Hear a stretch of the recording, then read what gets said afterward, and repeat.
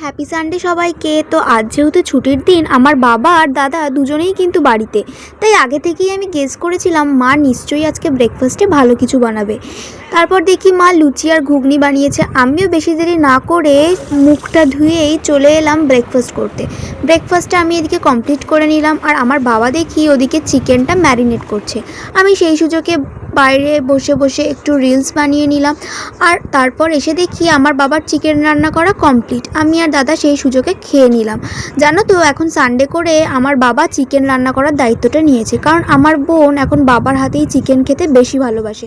তারপর আমি স্নান করে এসেই ভাবছিলাম যে আজকে দাদার কাছ থেকে আইসক্রিম খাওয়া যাক। আর ভাবতে ভাবতে দেখি ঠিক তখনই আমাদের বাড়ির সামনে থেকে একটা আইসক্রিম কাকু যাচ্ছে। বৌদিও আমাকে ডাক দিল। আমি আর দেরি না করে চলে গেলাম আইসক্রিম কিনতে।